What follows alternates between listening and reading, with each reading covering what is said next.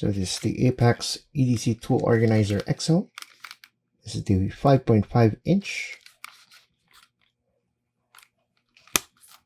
This can accommodate up to a surge by Leatherman. Here it has a tritium slot. And the correct way of doing it is actually through here on the underside.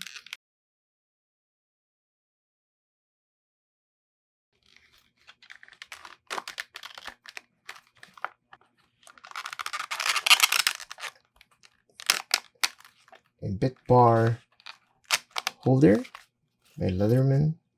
You can put in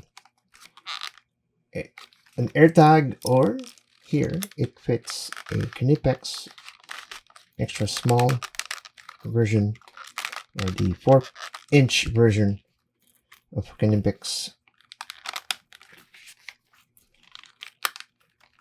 and it still closes. Here you can place a mini pen. So here is the big idea EDC fountain. Fits properly. And here is the flashlight compartment. So here specifically, I have updated this to have something like this raised notch.